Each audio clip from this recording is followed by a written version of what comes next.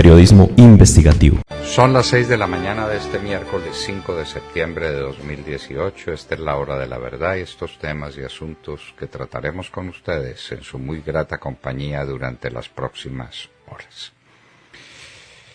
¿Quién manda en Colombia?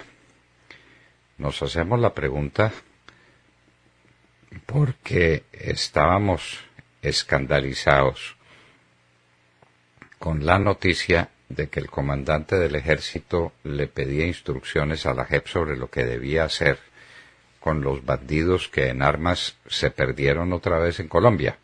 Y los bandidos son todos los combatientes, lo que llaman los combatientes de las FARC. Aquí dejaron a unos tipos que son ineptos con las armas, como Timochenko, que de puro enfermo se tiene que quedar aquí, y como Lozada, que no es sino un instigador de asesinatos de lo que podemos dar fe. Pero los combatientes se perdieron, todos.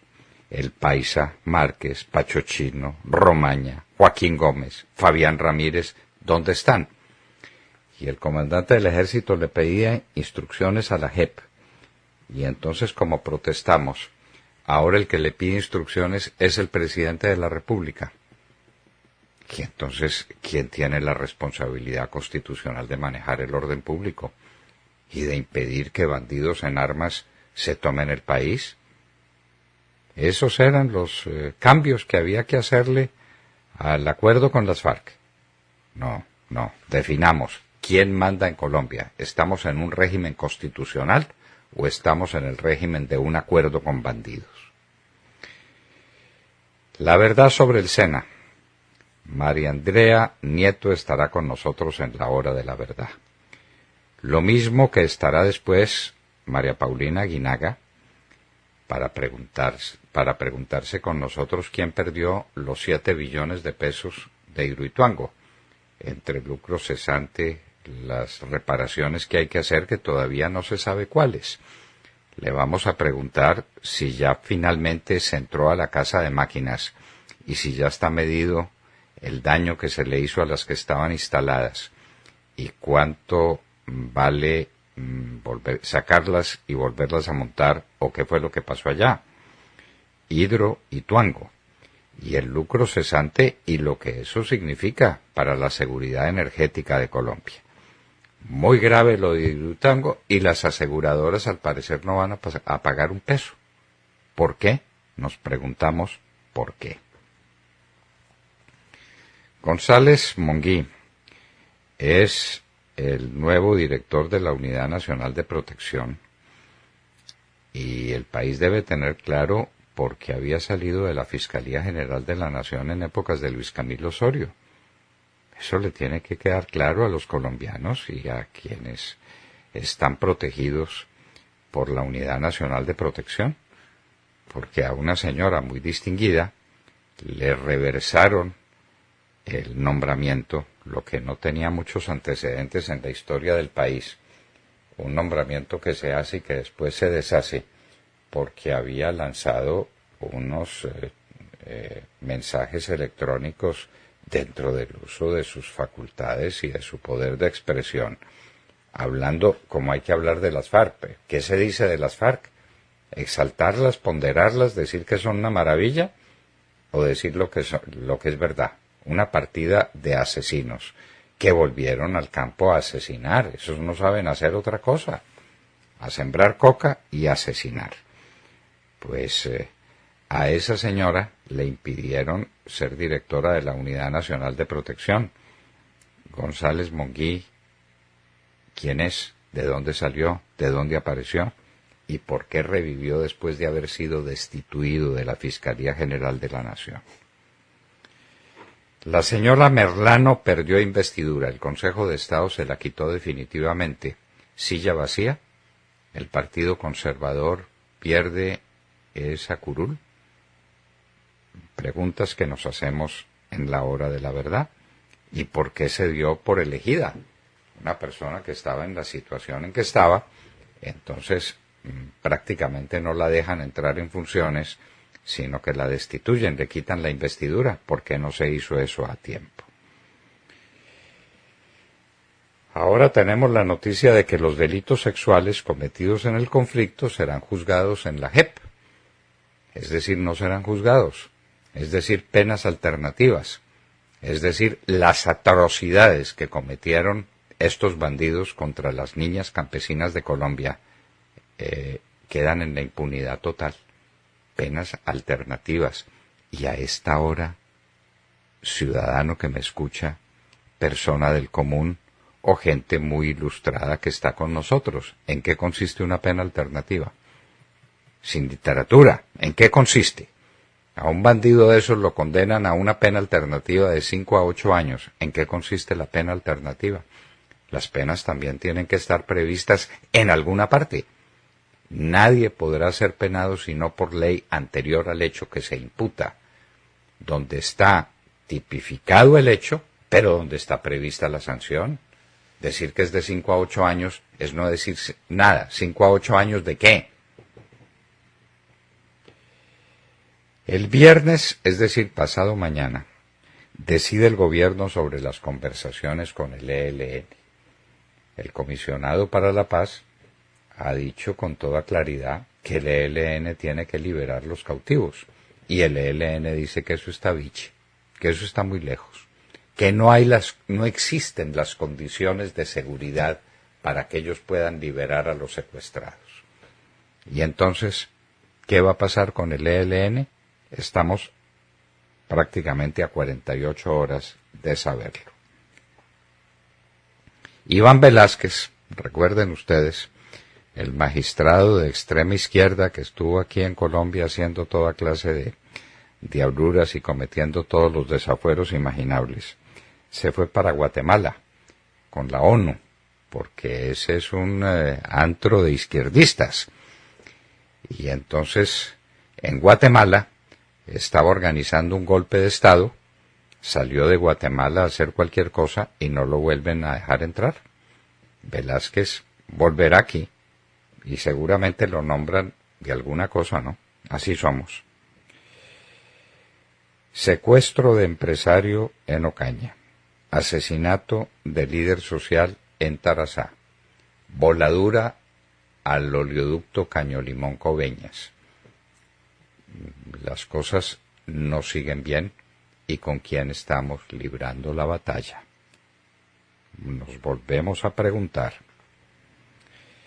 Pero pues hay cosas interesantes y compensatorias, aunque no tengan que ver con la política. Cabal y Farah son semifinalistas en el Open de los Estados Unidos, la última gran prueba tenística del año.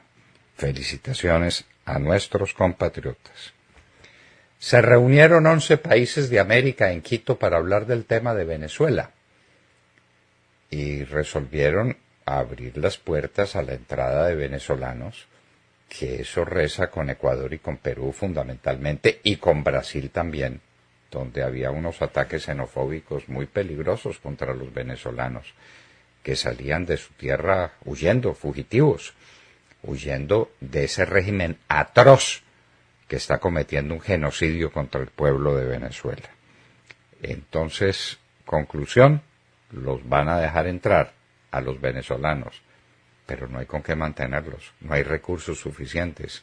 Entonces le piden al mundo que apoye económicamente esta causa, porque parece que nadie se da por aludido de lo que está pasando en Venezuela, que sigue sosteniendo, porque son de un cinismo, de una capacidad para la mentira infinita. La famosa señora Rodríguez dice que Venezuela es de los países que tiene menos migración en el continente americano, y lo dicen, y se quedan serios, y Diosdado Cabello dice otro tanto. ¿Qué va a pasar con nuestros hermanos venezolanos? El partido Cambio Radical se declara independiente, y lo mismo parece que harán liberales y de la U. ¿Nos quieren explicar eso qué es? ¿Qué quiere decir que un partido se declara independiente? ¿Independiente de quién y de qué? ¿Es que los demás partidos, el partido de gobierno es un partido dependiente? No, es un partido de gobierno. O sea que resultar independiente es estar en la oposición? Que sepamos y que nos lo digan.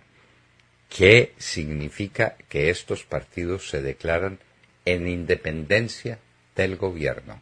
Que el gobierno perdió sus mayorías en el Parlamento, eso significa que están en la oposición.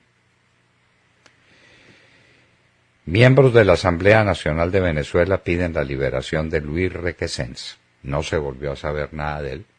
Y Laurent Saleh, el muchacho que secuestraron aquí entre Santos y la canciller Holguín, ¿qué pasa con Laurent Saleh? ¿Y qué pasa con Requesens? ¿Y qué pasa con los presos políticos en Venezuela? Un centenar de elefantes muertos en Botsuana para robarles el marfil de sus colmillos. ¡Qué horror! Una misión de la ONU dice haber logrado una tregua en Libia tras enfrentamientos entre los grupos. En Libia hay una cantidad de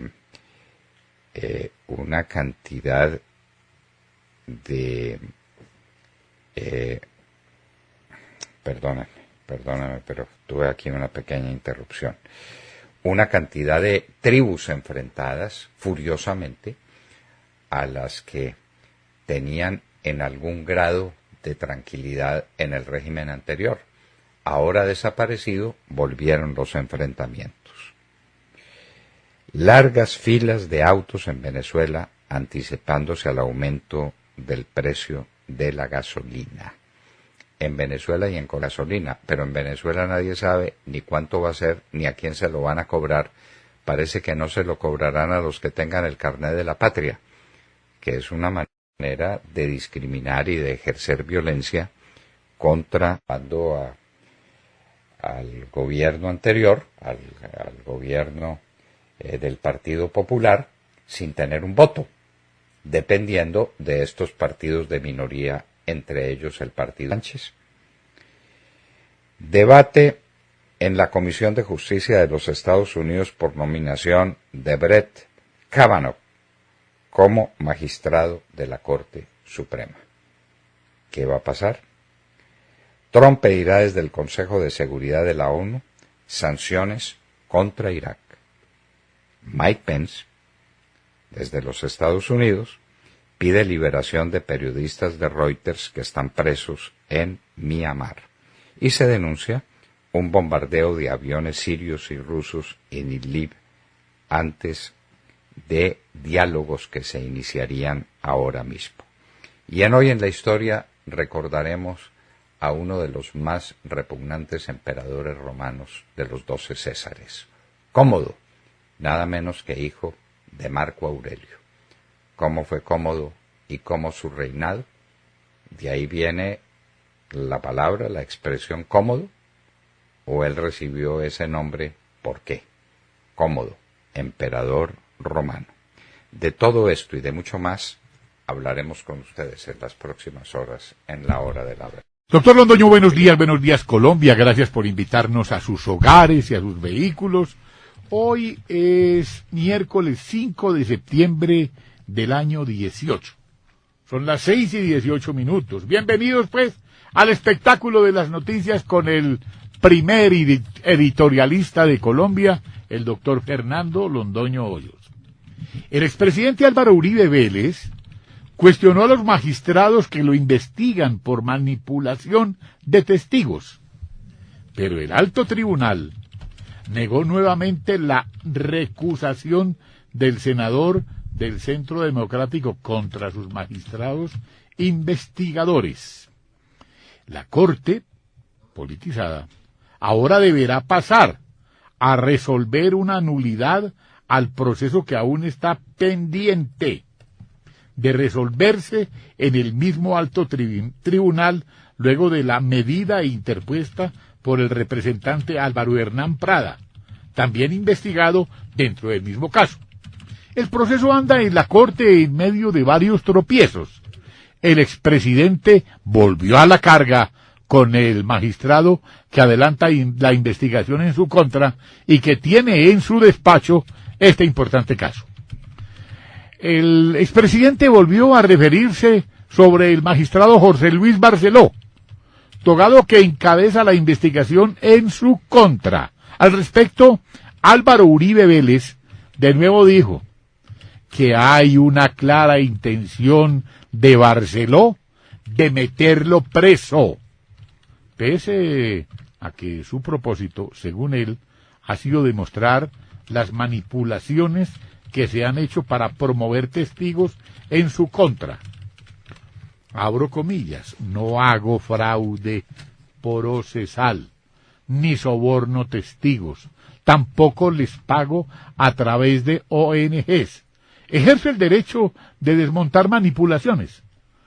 Durante y después de la campaña, el magistrado de Marras, Barceló, anunció a varios interlocutores que me llevaría a indagatoria y a la cárcel. Señaló Uribe en un mensaje enviado también a la Corte Suprema de Justicia. Fue la senadora Paloma Valencia quien el 20 de junio, con valor civil, el 20 de junio de este año, habló por primera vez de la posibilidad de que Uribe fuera encarcelado. Abro comillas, nos llega información de que la Corte está preparando detención de Uribe, una represalia a la propuesta de discutir la pertinencia de una sola Corte Superior con funciones constitucionales, indicó. Con todo este panorama, sigue siendo un misterio cuándo podría ser la indagatoria del expresidente dentro de este caso, que promete prolongarse por varios meses, según lo informa el periodismo de RCN. Doctor Londoño, quieren asesinar también al doctor Uribe por cuenta del loco Barrera. Lo quieren sitiar, lo quieren acabar. Bueno, el presidente Uribe, pues, víctima de todos estos excesos de una corte mediocre, que es lo peor que puede decirse de ella, y de una corte partidista. Esto es haciendo política con la toga. Sí, la politización de la justicia. Entonces la política la hacen ahora contra el presidente Uribe. Era lo que nos faltaba, por Dios.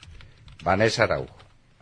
Doctor Fernando y queridos oyentes, muy buenos días. El gobierno de Guatemala ha prohibido la entrada a ese país de Iván Velázquez Gómez por considerarlo una persona que atenta contra el orden y la seguridad pública, afectando la gobernabilidad, institucionalidad, justicia y paz del país. El abogado colombiano es desde 2013 comisionado de la CICIG, la Comisión Internacional contra la Impunidad en Guatemala. La CICIG fue creada por medio de un acuerdo firmado entre las Naciones Unidas y el gobierno de Guatemala tras la opinión consultiva favorable de la Corte de Constitucionalidad y la posterior aprobación por parte del Congreso de la República de Guatemala.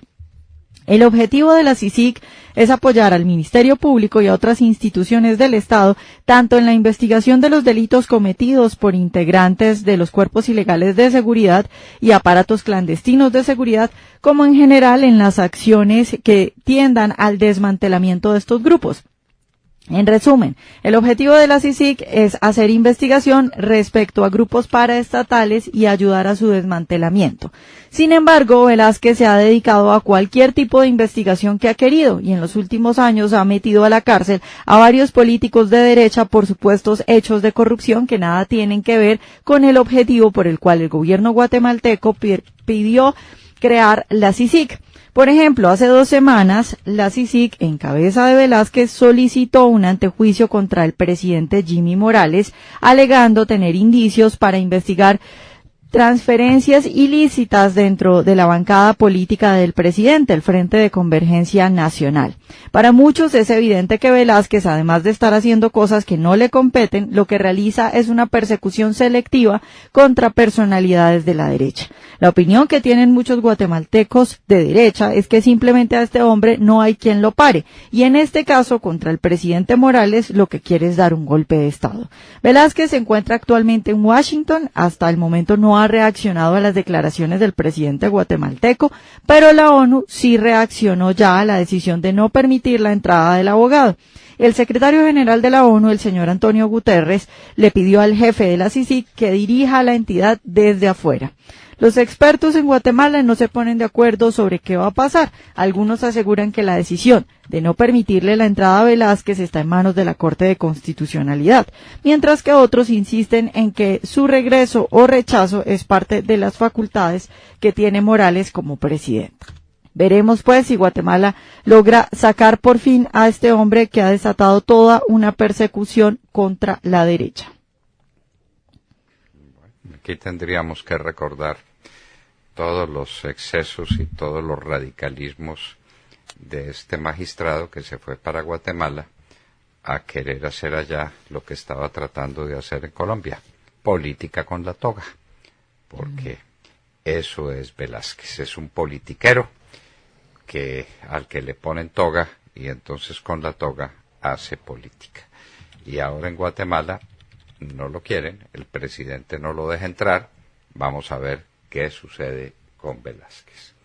Sergio Geli. Doctor Londoño, muy buenos días para usted, para todos nuestros oyentes. Pues abrimos la mañana hablando de la cultura mafiosa de nuestro país y de cómo esa cultura que busca proteger al crimen y a los criminales se tradujo en la tarde de ayer en una zonada en el municipio del Rosal, en Cundinamarca, esto muy cerca a Bogotá. Esta era la situación a la salida del juzgado. Escuchemos.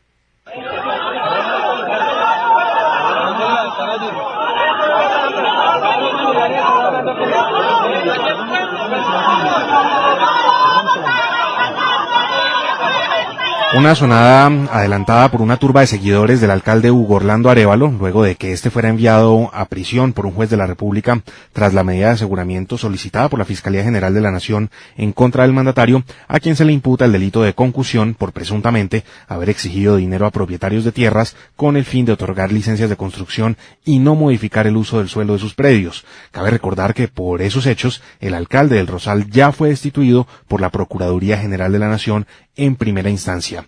Encerrados en el juzgado, funcionarios públicos y víctimas pedían socorro, mientras que a las afueras del juzgado el pie de fuerza disponible de la Policía Nacional pedía refuerzos y eran refuerzos que no llegaban. Más de 3 horas pasaron y los refuerzos no llegaban, mientras la turba amenazaba con incendiar la Casa de Justicia en donde todos estaban encerrados. Sobre las 8:15 de la noche, el ex senador Luis Fernando Galán reenvió a través de Twitter un mensaje de socorro que le llegó de parte de uno de los denunciantes que se encontraba allí. Decía: estamos dentro del juzgado del municipio del Rosal en compañía del juez, el procurador, abogados, secretarias y los denunciantes. El juez mandó a la cárcel al alcalde después de las denuncias en su contra por corrupción. Los seguidores del alcalde nos quieren linchar y llevamos 3 horas esperando los refuerzos. Por favor, hagan pública esta situación. Están tumbando las puertas y tirando piedras. Redes sociales. Pues sobre las 9 de la noche se logró disolver a los manifestantes y el juzgado pudo ser evacuado, no sin que varios de los vehículos que sacaban a quienes allí se encontraban fueran apedreados. La azonada, doctor Londoño, un delito que en Colombia tiene como consecuencia de 1 a 2 años de cárcel, un delito que en esta oportunidad no puede quedar impune y del que la Fiscalía ya anunció que está adelantando la investigación en caliente, porque en Colombia esa cultura mafiosa que protege a los delincuentes y en este caso a los corruptos no puede ser tolerada, mucho menos si se manifiesta a través de la violencia, como lo hizo ayer en el joven municipio del Rosal. Pregunta: ¿dónde estaba la policía? ¿Dónde está la policía? ¿El general Nieto dónde estaba? ¿Cómo permite esto? Iban a quemar al fiscal, iban a quemar al juez, iban a quemar a todo el mundo. ¿Dónde estaba el general Nieto? Pero por favor... 3 horas, más de 3 horas pidiendo refuerzos. Por eso. El Rosal no es un sitio perdido entre el Amazonas y el Putumayo. No, es aquí en las goteras de Bogotá. Saliendo por la 80, 40 minutos y acaso, menos. A ver, ¿dónde? Dígame pues, ¿dónde está la autoridad en Colombia? Y entonces eso lo hace un alcalde destituido por corrupto, destituido por la Procuraduría y luego con orden de encarcelamiento por un juez a petición de la Fiscalía. Y el alcalde arma una turba, arma una zonada y no hay que responder, aquí no hay autoridad. Bueno, lo del Rosal es de una gravedad extraordinaria. Esto pues es cometiendo azonadas porque tranquilos, no hay reacción de la autoridad. La policía como si no existiera. ¿Hay apartheid ahora en Sudáfrica? ¿Un apartheid al revés? Tatiana Guerrero. Muy buenos días, doctor Fernando, y a todos los que nos oyen a esta hora de la mañana. Hace unos días, en su cuenta de Twitter, el presidente de Estados Unidos, Donald Trump, le pidió al secretario de Estado, Mike Pompeo, que estudie detenidamente las expropiaciones de tierras en Sudáfrica y los asesinatos a gran escala de agricultores blancos que se vienen presentando. Además, agregó, abro comillas, el gobierno de Sudáfrica está ahora apoderándose de tierras de los granjeros, citando al comentarista político de la Fox News, Tucker Carlson. El gobierno de Sudáfrica rechazó estas acusaciones y criticó fuertemente al mandatario norteamericano, diciendo que lo que busca es dividir al país. Las palabras del presidente estadounidense llegan justo en el momento en que el Parlamento sudafricano aprueba una ley que le permite al gobierno de ese país expropiar tierras a granjeros tal como lo prometió el presidente Cyril Ramaphosa, y cumpliendo así su promesa de redistribuir la tierra que en su mayoría poseen los granjeros blancos mediante expropiación sin compensación entre los sudafricanos negros. El año pasado 74 granjeros blancos fueron asesinados y en lo que llevamos de 2018 se han presentado 47 asesinatos. La ONG AfriForum dice que estos ataques también tienen una causa política. Algunos dirigentes predican el odio contra los granjeros blancos y los acusan de todos los males. Entre los responsables se encuentra Julius Malema, jefe de la izquierda radical, y el expresidente Jacob Zuma, quien en 2010 entonó el cántico revolucionario «Disparen al granjero, maten al Boer». Esta situación afecta a la economía de Sudáfrica porque se crea una incertidumbre jurídica que se ve reflejada en el temor frente a la inversión de los capitales en el sector agrícola. Además, se ve afectada la agricultura, una de las principales actividades económicas de esa zona, porque, según cifras del gobierno, la minoría blanca posee el 72% de esas tierras, el 15% es de los mestizos e indios y solo el 4% es la mayoría negra. Muy bien, apartheid al revés. Apartheid al revés. ¿Y por qué no son dueños los negros de tierras? Porque no les interesa, porque no les gusta trabajar la tierra, porque no les da la gana. Ese es un mercado libre de tierras. Pues hay que matar a los granjeros blancos y los están matando. Y averigüe lo que pasó en Zimbabue, ¿no? Listo, doctor. Algo muy similar, con resultados catastróficos para la economía de ese país. Listo, doctor. De Marco. Doctor Fernando, compañeros de la mesa, oyentes de la Hora de la Verdad, muy buenos días. Ayer se llevó a cabo el debate de control político en la Comisión Segunda del Senado, donde se pretendía abordar el tema de la aspersión aérea con glifosato, con drones, donde participaron, entre otros, el ministro de la Defensa, Guillermo Botero, de Salud, Juan Pablo Uribe, y de Ambiente, Ricardo Lozano, como también el general de la Policía Nacional, general Hernando Nieto, y el comandante de la Fuerza Aérea, general Carlos Eduardo Bueno, entre otros invitados. El debate, que fue citado por la izquierda, con los senadores Feliciano Valencia, Iván Cepeda y Antonio Sanguino, empezó con el argumento de los graves daños al medio ambiente que producen las fumigaciones con glifosato, pero sin soporte alguno que indique que este herbicida produjera muertes o graves enfermedades en Colombia, por lo menos. Pues precisamente para evitar cualquier daño colateral, el gobierno del presidente Iván Duque destacó el buen precio primero del glifosato.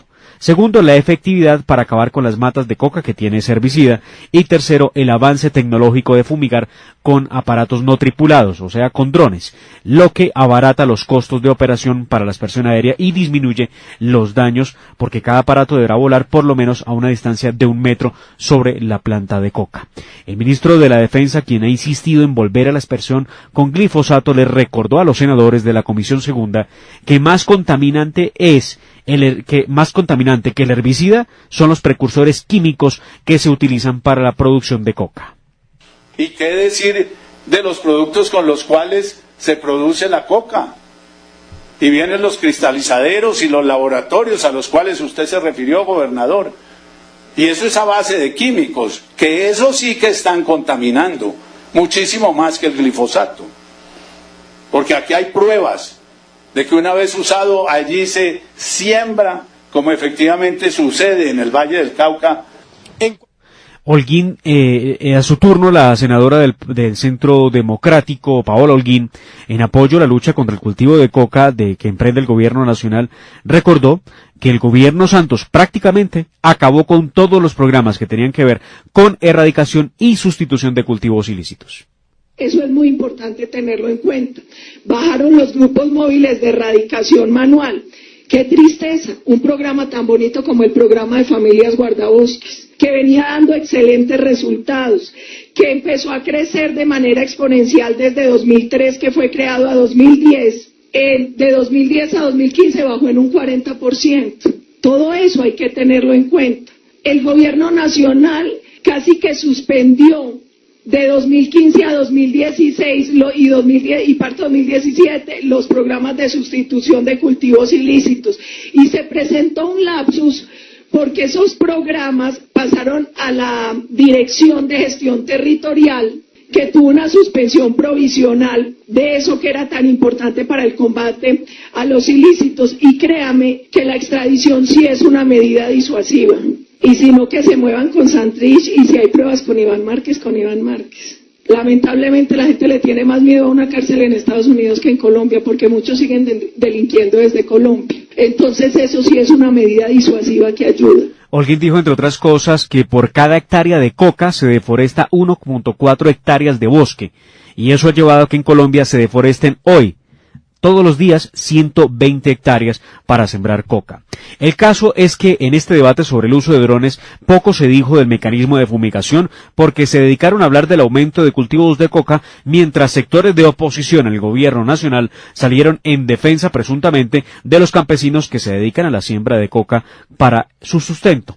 Lo único cierto es que o Colombia lanza una ofensiva histórica contra los cultivos ilícitos de coca, que crecen sin parar, o seguimos llenos de guerrillas paramilitares y carteles de la droga que se nutren de ese maldito negocio que es la causa de todas las guerras, como le dirían ustedes, doctor Fernando, al inicio del primer gobierno del presidente Álvaro Uribe Vélez.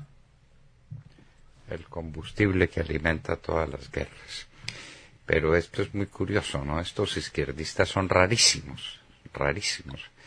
Me recuerda a los que hablan mal de las corridas de toros. Y entonces lo que proponen es prohibirlas para matar todas las reses bravas, para matar toda una raza. Pensé que los que prohibían, los que estaban en desacuerdo con las corridas de toro y se comían un buen bife de chorizo. No, pero los que están en desacuerdo con las corridas de toros las prohíben. ¿Quién ordeña una vaca brava? Nadie, hay que matarla.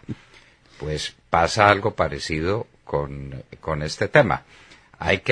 Nos tenemos que proteger del glifosato, que no hace daño, eso está probado, pero suponiendo que hiciera alguno, ¿no es más dañino que tumben el bosque, todo completo? Y si no se hace nada para erradicar la coca, pues entonces van a seguir tumbando el bosque. Estos izquierdistas son muy raros, estos Cepeda les funciona la mente muy al revés de como le funciona a cualquier persona que tenga sano juicio. No cabe ninguna duda. Pero bueno, eso es lo que ellos están haciendo. No hay argumento en contra, doctor Fernando, porque también se dijo, y lo explicó el ministro de la Defensa, el uso del glifosato en cultivos de arroz, de plátano, de caña de azúcar, de café, eso es algo absolutamente normal y se ha utilizado por décadas en Colombia, sin que haya reporte de un caficultor o algún campesino que recoja la cosecha con problemas de cáncer o cosa por el estilo. No lo hay. No, pues claro que no lo hay. Y lo que sí hay es la constancia de que están acabando con el bosque y están sembrando la coca, que es el combustible de todas las guerras, y ahí vienen todos los asesinatos, la inseguridad, la tragedia nacional. Pero bueno, la izquierda es así, ¿qué le vamos a hacer? Tata Castro. Muy buenos días a todos. Se acabó la era Peckerman con la Selección Colombia de fútbol. En rueda de prensa ayer, el técnico argentino dio a conocer oficialmente su decisión luego que su contrato laboral venciera el pasado 31 de agosto. Fueron 6 años al frente de la tricolor, donde la selección recuperó su carácter mundialista, ya que don José logró clasificar a los mundiales de Brasil y Rusia. En territorio brasilero se hizo historia, llegando a cuartos de final, y en Rusia fuimos eliminados en octavos por Inglaterra desde los 12 pasos. Clasificar a los mundiales creó en los colombianos un sentido de pertenencia y nacionalismo inmenso que hay que agradecérselo a Peckerman y a los jugadores. El argentino tuvo la oportunidad de tener lo más talentoso en nuestro fútbol en un mismo lugar, nuestra selección. Pero su gran pecado fue no lograr un título. Fueron 2 Copas América, la de Chile y la de Estados Unidos. En la primera los eliminaron en cuartos de final y en Estados Unidos Chile los eliminó en semifinal terminando en el tercer lugar. Y con semejante salario, doctor Londoño, porque según la prensa europea, Pekerman ocupa el puesto 2 entre los técnicos mejor pagos con 1.5 millones de euros al año. Pekerman se despidió ayer muy molesto y decepcionado con la prensa colombiana, a quienes acusó de hacerle mucho daño a la selección por la cantidad de mentiras que dijeron de él. Ahora, doctor Londoño, la tarea de la Federación de Fútbol es buscar nuevo técnico. Viene la Copa América Brasil el año entrante y el Mundial de Qatar en 2022. 120.000 euros mensuales ganaba Pekerman. Yo me pregunto si hay un ejecutivo en Colombia que gane 120.000 euros al mes. Esos son $130.000 mensuales. Multiplique por 3.000 y ese es el sueldo de Pekerman. Y sale bravo. Está 6 años, se gana una millonada con unos resultados que hay que medir también en relación con los jugadores que tenía, ¿no? Claro. Es que la cantidad de jugadores de primer nivel que hay en Colombia, pues mire esos jugadores de la selección Colombia, ¿de dónde vienen? De los mejores equipos del mundo. Claro, de Europa. Entonces lo tuvo todo a su disposición. En fin, se va, pero que no se vaya bravo y disgustado después de ganarse euros mensuales. Es decir, más o menos 130.000, para simplificar, $130.000 al mes. Bueno, muy bien. Dígame quién se los gana, quién se los ha ganado en Colombia, en la historia. ¿Pekerman? Entonces, magnífico, se los ganó y eso se lo quisieron pagar y no lo vamos a discutir. Pero que encima se vaya bravo, faltaba eso.